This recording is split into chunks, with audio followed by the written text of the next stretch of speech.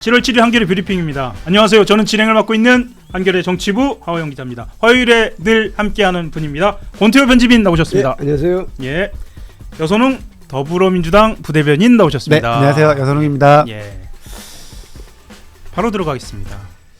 우리가 본판 시작하기 전에 잠깐 이야기를 나눴는데 뭐 제가 신경전이라는 표현을 쓰자 여선웅 부대변인이 화들짝 놀라면서 아니요. 더 뜨겁다. 예, 난리가 났습니다. 이 정도 톤입니다. 어제 김민석 전 국무총리가 광주에서 출마 선언을 했는데요. 그럼 이 이야기부터 할까요? 보통은 이제 여당다운 여당을 강조한 내용, 그리고 3대 메가 프로젝트를 여당에서 힘껏 뒷받침하겠다라는 내용 먼저 나갔는데 저희는 김민석 전 총리의 원래 톤보다는 깜짝 놀랄 정도로 좀 센 톤이 나왔습니다. 정청래 전 대표를 겨냥한 이야기를 직설적으로 쏟아냈는데 그 이야기부터 잠깐 하고 넘어갈까요? 이렇게 얘기했습니다. 지난 1년 자기 정치의 폐해가 당과 당정 협력을 혼선에 빠뜨렸다 이렇게 얘기하면서 합당 추진, 검찰개혁, 지방선거, 공천 문제 모두 거론했습니다. 수기가 부족했고 토론도 부족했고 절차는 미비했고 일관성조차 부족했다라고 이야기하면서 많은 문제 나왔고 이대로는 국정 성공도 총선 승리도 당 단합도 어렵다. 그래서 적임자는 바로 김민석 자신이다라고 이렇게 얘기했는데 정청래 전 지도부 이렇게 직접적으로 직격하면서 출마 선언문 나오는 거 이것도 이례적입니다. 어떻게 보셨는지 궁금합니다. 근데 지금 성길 전 대표가 네. 그 정청래 전 대표 다 전 대표네요. 네, 정청래 의원 공격하는 게 사실은 수위가 되게 세잖아요. 네. 근데 그거에 비해서 김민석 전 총리 같은 경우에는 뭐 총리 신분도 있었지만 사실은 조금 약간 밋밋하다는 평가가 있지 않습니까? 그러니까 총리 시절엔 그랬었죠. 네, 근데 예. 지금 이제 전반적으로 그냥 뭐 행보가 약간 밋밋하다. 근데 성길 의원의 뭔가 이 약간 조금 적극적인 행보 때문에 예. 이게 결선제가 없으면 상관없는데 예. 당대표 결선 투표가 있기 때문에 2등에서 2등이 또 어떻게 되는 거야? 이렇게 또 전망하시는 분들도 있더라고요. 예. 왜냐하면 어쨌든 반청에 대한 전선이 확실히 있는 상황에서 김민석 후보의 뭔가 약간 두각이 조금 드러나지 않는다. 이것 때문에 어제 이 출마 선언에서 어쨌든 출마 선언 이야기할 때 그동안의 김민석 전 총리의 톤으로 보면은 지금의 수준이 약간 조금 센 것 같아요. 그러니까 원래는 근데 사실은 별로 안 셉니다. 내가 출마하니까 전 대표 못했다. 그리고 이분이 연임하는 거기 때문에 지난번 1년 동안 잘했냐, 뭐 대통령이나 아니면 청와대 관계 좋았냐, 이 정도 질문 당연히 할 수 있는 건데. 김민석 총리가 약간은 조금 밋밋했기 때문에 조금 발언이 세졌고 앞으로도 더 세지지 않을까. 그래요? 네. 당에서는 그렇게 좀 보고 있나요? 더 세져야 될 것 같아요. 세져야 될 것 같아요. 왜냐면 성윤길 의원이 있기 때문에 예. 뭐 계속 그동안 전선이 안 거지고 정청래 대 성윤길 전선이 오히려 조금 세게 거지지 않았나 이런 생각이 들어요. 근데 이제 막 단어적으로 세게 한다기보다는 어쨌든 정청래 대표의 그동안의 1년을 재평가를 하면서 이렇게 세질 수밖에 없는 것 같아요. 그동안 못한 점을 부각시킬 수밖에 없죠. 하긴 성영길 의원 같은 경우에는 조문 관련된 이야기하면서 적통 이야기를 아주 직접적으로 타격을 했고요. 그 다음에 이제 FTA 때 어땠냐, 그렇죠. 네, 라고 이야기를 하면서도 매우 어찌 보면 정청래 전 대표가 아파할 부분들을 아주 골라서 타격한 느낌이 좀 있었어요. 그러니까 예를 들면은 전북 소해론도 김민석 전 총리가 이야기하기에는 약간은 조금 그런데 성영길 의원은 뭐 물불 안 가리고 하고 계시니까 그런 측면에서 좀 전략적인 포지션인 것 같다. 네. 예. 편집님께서는 좀 어떻게 보시나요? 예, 자신감이 붙은 것 같은 느낌이 들어요. 예. 그리고 원래 김민석 전 총리가 다 아시다시피 이게 굉장히 좀 약간 부드럽고 말을 세게 하지 않죠. 세게 하지 않고 상대방에 대해서도 조금 이제 그렇게 공격적이지 않은데 지금은 굉장히 공격이 세고 아마 그런 생각을 한 것 같아요. 이거는 지금 이 상태에서는 내가 좀 밀어붙여야 될 때고 그리고 지금 송영길 전 대표까지 3명이 나왔잖아요. 지금 그래서 이제 최종적으로는 김민석 전 총리가 될 거다라는 이게 우세한 그런 전망이 나오긴 하지만 그래도 지금 사실 이게 그 전당대회라는 게 뚜껑을 열어보기 전에 알 수가 없고 그리고 그 결선 투표로 원래 제일 좋기는 결선 투표를 가지 않는 것을 바라겠지만 설령 결선 투표를 간다 하더라도 이게 1등으로서 결선 투표에 가는 것과 2등으로 가서 합쳐져서 이기는 것과는 나중에 되고 나서도 리더십이나 이런 데 좀 영향이 클 겁니다. 아마 그래서 이제 1차에서 이제 최소 1등 이제 더하기는 이제 과반 1차 결선 투표를 없애는 것 그런 쪽을 이제 아마 바라고 있을 겁니다. 그래서 지금은 좀 더 강하게 나가야 되고 일단 그 정청래는 반 대통령, 반 이재명 대통령이다. 그리고 무능했다. 그리고 이렇게 하면 총선 진다. 이런 거를 포맷을 가지고 지금 공세를 펴고 있는 것 같습니다. 과거, 현재, 미래를 다 공격하는 셈이네요. 네. 예. 그 어제 주목한 건 뭐 어제 여러 가지 좀 말씀을 드렸습니다만 출마 선언도 선언인데 언론이 주목한 부분은 또 다른 부분입니다. 이 정청래 전 대표 쪽의 반격이에요. 기다렸다는 듯이 이 이야기들이 나왔습니다. 이건 또 수위가 굉장합니다. 한민수 의원 그러니까 정청래 전 대표 시절 비서실장이었죠. 한민수 의원 같은 경우에는 이게 유체이탈식 발언이라는 거예요. 당정청 원팀으로 싸운 개혁성과 전체를 부정하고 폄훼하려는 시도다. 한민수 의원도 원래는 좀 조용한 사람이잖아요. 아마 그렇게 조용하지는 않습니다. 네. 예, 말투가 그냥 조용한 편으로 할까요? 이거는 뭐 어떻게 보세요? 한민수 의원도 지금 어쨌든 친청계로 분류되고 그리고 또 최고위원 후보로도 계속 한마평에 오르고 있기 때문에 뭐 최고위원 출마하기 위한 뭐 행보로도 조금 분석을 할 수 있을 것 같은데 어쨌든 한민수 의원님도 뭐 저도 잘 알고 좋아하는 분이지만 지금 뭐 좋아한다고 굳이 이렇게 깔고 들어가지 않으셔도 됩니다. 분이지만 어쨌든 지금 뭐 정청래 대표에 대한 평가 있잖아요. 특히 당과 그 청와대와 그리고 또 정부가 좀 한 목소리를 계속 냈었냐. 사실은 뭐 딱 봐도 보안수 사건만 해도 정부와 입장이 달랐잖아요. 그런 거 봐도 어쨌든 당정 일치가 약간 부족했는데 그리고 또 언론에서는 그 부분들을 많이 또 비판도 하기도 했고 안 맞는다. 그 평가는 사실은 조금 일반적이고 뭐 약간 좀 합의됐나요? 하여튼 뭐 그런 부분인데 거기에 대해서 약간 조금 다른 의견을 내시니까 뭐 이거는 그냥 이제 뭐 단 공격이다 이렇게 정치적인 포지셔닝이다. 네. 근데 여기까지는 말씀하셨던 것처럼 정치적인 포지셔닝이라고 하는데 사실은 이제 이성윤 최고위원 현직 최고위원입니다. 왜냐하면 사퇴를 하지 않았으니까요. 현직 최고위원 같은 경우에는 김민석 전 총리가 12월 3일 12.3 불법계엄 당일에 국회 해제 표결에 불참 이것도 전당대회가 본 궤도 오르면 하나의 쟁점이 될 수 있겠다라고 전망을 했습니다만 출마의 변과 동시에 튀어나왔습니다. 이 국회 해제 표결에 불참한 것을 직접 거론하면서 감기약을 드시고 주무셨다고 하는데 감기약 성분이 뭐냐 이렇게 이 정도까지 이 비판이 나올 수 있나 이야기를 저는 깜짝 놀랐고 김민석 전 총리도 오늘 아침 곧바로 반격했습니다. 이성윤 최고의 감기약 발언은 국민의힘에서 얘기한 줄 알았다. 뭐 이렇게 반응이 좀 나왔는데 벌써부터 뜨겁습니다. 이거 어떻게 보셨나요? 편집인 말씀을 좀 들어볼까요? 이게 원래 한동훈 의원이 자주 얘기하는 얘기죠. 이제 그냥 12월 3일 날 뭐 했냐. 그러니까 이제 본인은 어쨌든 저기 국회 안에 들어갔었는데 김민석 의원은 뭐 했냐라고 공격할 때 많이 했던 거를 이제 이성윤 이게 사실 민주당에서 이걸 가지고 지적한 건 처음인 것 같은데 민주당에서 사실은 이건 조금 김민석 그 의원이 보기에는 이게 선을 넘었다는 느낌을 받았겠죠. 그리고 이제 책임지셔야 될 거다. 허위 사실에 대해 책임지셔야 될 거다라고 하는 부분은 이 감기약 성분 얘기보다는 아마 그 계엄 관련 연락을 받고도 안 왔다. 뭐 이런 걸 같은데 이게 사실관계를 하면 이게 박선원 의원이 그때 상황실장이었고요. 그렇죠. 상황실장이 이제 김민석 그때 당시 의원이었죠. 이제 그 수석 최고위원이었기 때문에 밤 10시에 이제 윤석열 대통령이 뭔가 계엄이 아니라 뭔가 발표를 한다고 한다. 그 내용이 뭔지 몰랐죠. 그래서 박선원 실장이 이리저리 알아보더니 뭐 예산 문제, 예산 같은 거 민주당에서 자꾸 커트하고 그거 가지고 얘기하려고 하는 것 같습니다라고 문자로 보냈어요.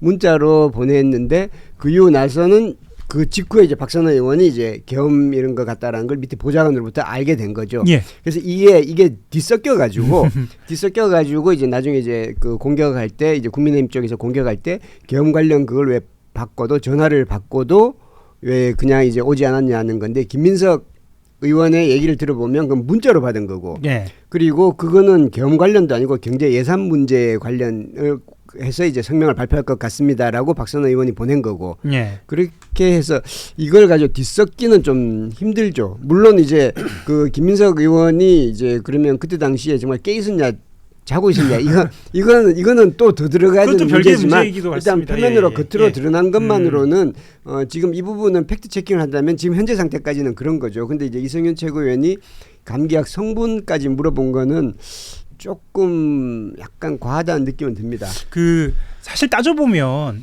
이 계엄을 예고한 사람, 계엄에 관련돼서 일종의 비상등을 울린 사람이라고 할까요? 이게 사실 김민석 총리, 당시 김민석 의원 아닙니까? 최고위원. 당시 최고위원이었고요. 네. 김용현 전 장관과도 이렇게 설전을 벌인 것으로도 유명하고요. 유명했죠, 네. 근데 이게 오히려 알려지지 않고 네. 당일에 등장하지 않았다는 게 좀 강조가 돼 보여요. 쟁점이 될 수 있나요, 이게? 아니 저는요 예. 그 김민석 그 의원 다시 보게 된 게 예. 계엄 때였어요. 아, 그래요? 사실은 모두가 계엄 전에 김민석 최고가 계엄 가능성이 있다, 예. 준비해야 된다, 계엄하지 말아라 계속 이렇게 정부를 꾸짖었잖아요, 윤석열 정부를. 예. 그런데 사람들이 너무 약간 오버하는 거 아니야? 그런 생각 다 했는데 어쨌든 계엄이 터졌고 김민석 총리의 약간 성견지명 덕분에 어쨌든 당이 충분하게 약간 준비를 할 수도 있었고 바로 아마도 계엄 당일날 그 다음날 당일날에 바로 계엄 해제한 것도 그때 계속 이야기하면서 플랜을 짜고 있었기 때문이에요. 예. 저는 김민석 전 총리의 공이 엄청나게 큽니다. 유시민 전 작가도 그 김민석 총리가 한번 그 기자회견 해가지고 당일날에 여기에 대해서 쭉 연설한 거 굉장히 극찬한 적이 있거든요. 예. 근데 제가 주목하는 거는 김민석 총리가 그 계엄 날에 이게 이제 어쨌든 그 해외에서 보는 뭐 이런 뉴스들 이런 게 굉장히 중요한데 다 한국어로 나가니까 예. 김민석 총리가 그 계엄 당일날에 그거 해제하고 바로 다음이었나요? 예. 그때 영어로 연설을 해요. 그래가지고 어느 책에서는 이 영어 연설 준비했다 뭐 그렇게 이야기도 나옵니다. 예. 어디 뉴스에서는. 근데 그 영어 연설이 기가 막힙니다. 네. 내용은 잘 모르지만 내용은 잘 모르지만 예. 그 외신들이 다 받았어야 내용은 되는데 모르지만 기가 막힌 아니 걸로 그때 예, 그 당시에도 그렇게. 막 외교부에서 맞습니다. 막 이거 계엄이 이걸 뭐 합리화시키는 그런 것들을 외국 대사관들한테 뿌리고 막 그랬잖아요. 예. 그런 와중에 야당의 최고위원이 지도부가 영어 연설로 이거는 뭐 잘못됐다 우리가 다 막았다 안심하셔도 된다 대한민국 아직 괜찮다 이렇게 영어 연설을 하는 게 저는 굉장히 컸는데 그날 계엄 투표에 참여했느니 안 했느니 약간은 계엄 맞추고 그 뒤에 약간 안정화시킨데 공 있는 사람한테 그런 거 묻는 거는 약간은 조금 선이 넘었고 너무 거칠다 이런 생각이 특히 듭니다. 그 감기약 발언 같은 거 있습니다. 예. 물론 김민석 참여했으면 좋았겠죠, 사실. 전 총리 예. 의원 입장에서 보면 조금 다른 동료 의원들한테 조금 미안한 일이긴 예, 하죠. 그런 느낌이 있을 것 어쨌든 같아요. 본인이 예. 모르고 이제 그랬다 하더라도 뭐 그런 측면이 있겠죠. 네. 사실 이제 제가 아까 그 계엄과 관련돼서 김용현 장관 사례를 꺼낸 건 기자들도 아마 이렇게 고백하는 사람들 많을 겁니다. 김민석 총리 당시 이제 김민석 전 최고위원이었죠, 네, 당시에. 네. 그때 계엄 예고했을 때 왜 저기까지 가지? 그렇죠. 물음표를 많이 찍었어요. 그렇죠. 예, 저도 이제 탐사 보도를 하고 이제 더 깊은 취재를 하는 입장에서도 저기까지 갈 수 있나라는 생각을 했었는데 뭐 그런 측면이 있어서 저도 생각이 나서 말씀을 드렸던 거고요. 어제 출마를 했고 또 마침 어제 여론조사가 좀 나온 측면들이 있어서 그것도 간단하게 한번 짚고 넘어가겠습니다. 오마이뉴스가 STI에 의뢰해서 4일 5일 그러니까 전북, 전남, 광주입니다. 호남만 집중해서 거주 유권자 1,001명을 대상으로 한 차기 당대표 지지도 조사했습니다.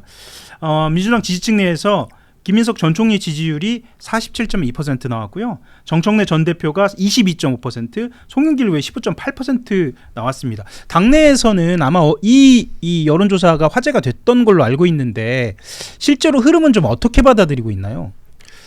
근데 이제 계속해서 뭐 이 전에도 여론조사가 많이 네. 나왔었잖아요. 네. 그런데 어쨌든 지금 뭐 오차범위 내에 있는 것도 있지만 예. 김민석 전 총리한테 유리하게 나오는 건 사실이고 예. 그리고 두 번째 포인트가 작년에 전당대회 때 정청래 대표가 압도적으로 이길 수 있었던 힘은 어쨌든 호남에서 그 많이 가져갔기 그렇죠. 때문이거든요. 그리고 지난해 생각해 보면 여론조사에서 정청래 대표가 앞섰어요. 네. 그러니까 박찬대 의원이 우세할 거라고 이것도 기자의 자기 고백인데 네. 기자들이나 정치권에서는 아무래도 박찬대 의원 유리할 거라고 생각을 했는데 여론조사는 앞서갔거든요. 그래서 그렇죠. 여론조사는 이 당대표 선거에는 주요하지 않다라고 네. 이야기를 했었는데 당시도 여론조사는 정청래 대표가 앞섰고 맞습니다. 그런 흐름에서 보자면 지금 김민석 총리도 좀 앞서고 그러니까 있는 것에 그런 대해서 측면에서 좀 보면은 예. 그 김민석 총리가 앞서는 것도 있고 호남에서 네. 그러니까 정청래 대표가 이번에 승기를 잡으려면은 작년이랑 비슷하게 호남에서 하여튼 몰빵이 나와야 되는데 네. 지금 호남이 3분 됐잖아요. 뭐 최소한 2분 됐거든요. 예. 그리고 거기서 2등이고 3등이고 이렇다고 하면은 정청래 전 대표의 가장 큰 장점이 사라졌다. 그러니까 여론조사 결과에서는 뭐 전체 여론조사도 있지만 호남에서 보면은 호남에서 정청래 전 대표의 우위가 깨졌기 때문에 뭐 전반적으로 뭐 좀 어렵다 당에서는? 이렇게 볼 수밖에 없죠. 네. 그 편집인이 호남에서 사실 정청래 대표가 꽤 유리할 것이다라고 전망이 많이 나왔었죠. 그렇죠. 뭐 지방선거 때도 공을 많이 들였고 그 이전부터, 그러니까 지난 대선부터 뭐 한 달 살이도 했었고요. 이렇게 밀리는 뭐 이유랄까요? 근데 뭐 우리가 이게 좀 다 있을까요? 잘 아시겠지만 호남 주민들은 이게 전략 투표를 하죠. 네. 그래서 이제 과연 어떤 것이 이제 이재명 대통령 그리고 정권 재창출에 유리할 것인가 그 판단을 하는 거죠. 지금 누가 되는 것이 나을 것인가. 그래서 사실은 지금 전국적인 그 격차보다도 호남에서 김 전 총리하고 정 전 대표의 격차가 더 벌어지고 있어요. 그 호남 쪽이 오히려 더 전략적으로 지금은 김민석 총리가 되는 것이 유리하다는 판단을 한 것으로 보여져요. 네. 그리고 이거는 사실 이전에도 많이 있었죠. 이제 2002년 대선 때라든지 대선 경선 때라든지 예. 이런 때 보면 늘 호남 출신인데도 오히려 입한국에서는 오히려 호남 출신이 아닌 사람이 대선 후보가 되는 것이 낫다라고 판단할 때는 호남은 그쪽으로 표를 몰아주는 경향이 있었어요. 예. 과거 노무현 전 대통령 경선 때도 예. 그랬었고요. 그래서 지금도 아마 지금 호남에서 그런 전략적 사고를 좀 하고 있는 게 아닌가라는 생각이 듭니다. 알겠습니다. 저 여론조사 하나만 더 짚고 넘어가겠습니다. 네. 왜냐하면 이 민주당 지지층 같은 경우에는 이 여론조사에 굉장히 관심이 많아서 저희들이 좀 이야기를 하고 넘어가야 할 것 같아요. 그 김어준의 뉴스공장 이야기인데 여론조사 꽃의 당대표 지지도 결과가 좀 나왔습니다.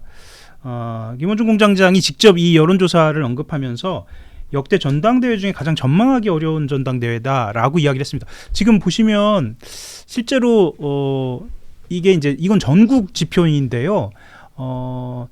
그 김민석 전 총리와 정청래 전 대표 이제 두 분 다 의원이라고 표현하겠습니다. 네. 김민석 의원하고 정청래 의원이 그러니까 전화 면접 조사와 ARS 하고의 차이가 뒤바뀝니다. 선두가 뒤바뀌고 호남 여론조사하고 비교해봤을 때는 좀 많은 차이를 보여요. 그리고 아마 주목하고 계시겠는데 화면 보고 계신 분들은 없다라는 비율이 굉장히 높습니다. 그리고 혼전이라고 보여집니다. 이건 숫자는 그러니까 다른 여론조사 같은 경우에 수치는 김민석 의원의 우세를 말하고 있어요. 그런데 여론조사가 이렇게 갈리는 이유, 물론 이제 여론조사 전문가들이 분석하는 이유도 있겠습니다만 당 분위기도 좋고요. 전체적인 판에서 이렇게 좀 여론조사 갈리는 이유랄까요? 이런 것들 좀 말씀을 좀 해주시면 어떨까요? 그리고 더해서 이 전망하기 어렵다라는 거에서 핵심 지지층 이야기도 좀 언급이 되거든요. 그거 관련돼서도 좀 말씀 좀 듣고 싶습니다. 어느 분부터 해주실까요? 당 분위기 편집인부터 말씀 주실까요? 네. 근데 이 전화 여론조사하고 이제 이게 보통은 ARS나 전화 면접조사 둘 중에 하나를 하는데 이 여론조사 꽃은 두 가지를 동시에 했죠. 맞습니다. 동시에 아주 특이한 케이스인데 그런데 이제 가장 전망하기 어렵다라고 하는데 사실은 이게 전체 여론조사 그리고 민주당 지지층 두 가지를 또 했어요. 그러니까 사실 4개의 여론조사가 있는 거죠. 네. 그 4개의 여론조사 중에서 ARS 전체 ARS 조사에서만 정청래 대표가 30.4%, 김민석 의원이 이제 25% 정도로 5% 포인트 정도 우세했고 네. 나머지 세 개, 그렇죠. 나머지 세 개는 다 김민석 의원이 다 우세한 걸로 나와요. 예, 흐름은 그렇게 보이죠. 예. 이걸 가지고 이거는 이 여론조사를 분석을 한다면 지금 현재 전체적인 흐름은 이거 뭐 꼭 누구 편을 들어서가 아니라 이 여론조사 수치로만 보면 김민석 총리가 지금 우세한 걸로 나오는데 이걸 가지고 전망하기 어렵다라고 하는 건 그 분석 자체가 조금 약간 좀 정확하지 않은가라는 그런 느낌이 들고요. 그리고 전화 면접 조사에서 전체에서 이제 없다가 42.5%라는 거는 ARS는 끝까지 기다려야 됩니다. 끝까지 그렇죠. 기다려야 되기 때문에 없다라는 없다라는 사람은 이미 다 빠져나가 버리는 거죠. 근데 이제 전화 면접을 했을 때 없다라고 하는 건 예를 들면 이제 국민의힘 지지층도 있을 수 있고요. 그런 사람들은 이제 없다라고 표현할 수 있겠죠. 그리고 사실은 이게 이 전체 여론조사가 있고 민주당 지지층 여론조사가 있고 그런데 이 전당대회는 민주당원들이 하는 거잖아요. 예. 그래서 어떻게 보면 전체 여론조사보다 민주당 지지층 여론조사가 조금 더 근접할 수 있고요. 그리고 민주당 지지층 여론조사와 그리고 민주당원의 그것도 또 차이가 조금 있을 것 같긴 합니다. 예. 더해서 주제를 조금 바꿔보면은 송영길 의원 같은 경우에는 수요일에 출마 선언을 할 것으로 보여요. 그리고 지금 일정들이 속속 공개가 되고 있고 그런데 정청래 전 대표 같은 경우에는 일정 공개가 안 되고 있어요. 보통 이 시점이면 기자들 단톡방도 만들고 예, 그렇게 해서 메시지나 일정 들어가고 싶지 않아도 정치부 기자가 빨려 들어갑니다. 이런 표현이 맞을 거예요. 일정도 공개되고 메시지도 쏟아지거든요. 그런데 전혀 공개하고 있지 않아요. 이게 혹시 어떤 분위기인지 감지가 좀 되시는지 궁금하고 출마를 언제쯤 그러면 하게 되는지 뭐 이런 이야기도 좀 나오나요? 아니 그럼 저는 무조건 정청래 대표가 무조건 출마를 한 거잖아요. 그리고 사퇴를 했기 때문에 출마하려고 사퇴했고 뭐 진짜 커다란 변수가 뭐 그동안에 그 사이에 신경 변화라든지 무슨 큰 이벤트가 있었던 것도 아니고 출마는 당연한 거고 뭐 계속 개인 SNS를 통해서 계속 이야기를 합니다. 예. 뭐 꾸준하게 하기 때문에 아마도 언론 일정 뭐 그런 것들을 약간은 조금 뭐 느슨하게 하거나 약간 조금 뭐 좀 뒤늦게 한다는 거는 정청래 대표가 원래 약간은 그 지금의 이 레거시 언론과는 별로 안 친하고 사실은 뭐 김어준이나 뭐 이런데 뉴미디어에 굉장히 조금 공을 많이 들였었잖아요. 뭐 그런 차원이 아닐까 뭐 이렇게 해석이 되기도 하고 그리고 또 하나는 뭐 정청래 대표랑 같이 하겠다는 뭐 최고위원 후보군들이 열심히 뭐 선거운동을 하기 때문에 아마도 그냥 같은 팀으로 이렇게 출전하게 되는 것 같다. 예를 들면 아까 말씀하신 한민수 그렇죠. 의원이라든가 최민희 의원이라든가 활발하게 SNS를 하고 있는 그 모습을 말씀하시는 거죠. 그러면서 이제 같이 이제 팀으로 출전한다. 예. 그리고 김어준도 계속 이야기하고 있고. 예, 제가 하나 보태서 편집인께 좀 질문을 드리고 싶은데, 그러니까 친명계 중에 대표적인 한 사람이죠. 강덕구 최고위원이 어제 이제 라디오 프로그램 출연해서 이런 이야기도 했습니다. 이렇게 질문이 들어와요. 정 전 대표가 연임에 성공하면 이재명 대통령은 집권 초반인데 레임덕이 올 수도 있다. 그리고 정 전 대표가 떨어지면 본인 정치 인생이 사실상 끝나는 거 아니냐 이렇게 질문이 들어오니까 이번 전당대회에 나오지 않는 게 지혜로운 것일 수 있다라고 이야기했습니다. 뭐 언론에서는 사실상 불출마하는 게 맞겠다라고 이야기를 한 것으로 보이는데 뭐 출마 여부에 대한 그 뭐 여의도 쪽에서는 그런 이야기도 나옵니다. 이건 현실론이기도 하고요. 어떻게 좀 보고 계시나요? 근데 불출마 가능성은 없다고 없다. 봅니다. 지금까지 하는 행동과 이런 거를 쭉 보면 네. 그리고 지금까지 정청래 의원의 지금까지 쭉 살아온 행보를 보면 이렇게 중간에서 포기하거나 이런 경우는 거의 없었던 것 같고요. 그럴 때 보면 끝까지 갈 것 같습니다. 그리고 끝까지 갈 수밖에 없는 게 아까 전에 이제 한민수 의원이라든지 뭐 이제 이성윤 최고위원 얘기했듯이 이게 이제 정청래 대표 한 사람의 그 결정으로 할 수 있는 게 아니고요. 그 밑에 또 이게 딸린 식구들이 많기 때문에 일단 무조건 나가야 됩니다. 알겠습니다. 지금 벌써 그리고 제가 여론조사나 아니면은 뭐 이런 거 분석을 할 때 1인 1표제 뭐 이런 것 때문에 사실은 호남 당원이 굉장히 뭐 많다. 뭐 그런 얘기 많이 하는데 3분의 1 정도 된다고 추정하고 수도권이 있죠. 사실은 서울, 경기, 인천 수도권이 당원 수로는 호남보다 더 많아요. 그렇죠. 보니까 호남 쪽은 33에서 35 정도 되는 것 같고 네. 말씀하신 수도권은 40에 가까운 정도 수가 되는 그러니까 것 같아요. 이게 뭐 어디 막 그 보도마다 다 다르던데 예, 예. 제가 2024년에 전당대 했을 때 그 선거인 명부 나오잖아요. 예, 예. 그때 보니까 어쨌든 서울, 경기, 인천이 많죠. 10만 명 더 많습니다. 10만 명이 예. 더 많나요? 그러니까 막 그 뭐 민주당이 이제 호남 행보하고 호남에 하는 것을 너무 비중 있게 해석하다 보면은 그리고 또 전략 각 후보 캠프에서 그 거기에 이제 호남 정서에 너무 몰입하다 보면은 서울, 경기, 인천의 이 중도권 민주당 당원들의 민심도 잃을 수 있다. 예. 뭐 그렇게 좀 그 당에서 당류들 특히나 대변인단 같은 경우에는 각 캠프에 들어가잖아요. 네. 아직 뭐 연락은 못 봐. 네. 예. 저는 뭐 방송하고 있어서. 네. 예, 예, 알겠습니다. 굉장히 객관적인 평가로 제가 이제 들리네요. 그 네. 말씀하시니까. 네. 예. 다음 주제로 넘어가기 전에 속보 하나 전해드리겠습니다. 좋아요가 다급하다라는 제작진의 속보 전해드리면서요. 벌써 1000분 가까운데 좋아요는 1000에 가깝지 않다라는 거. 좋아요 한 번씩 눌러주시면 그 다음 주제도 힘차게 진행을 하도록 하겠습니다.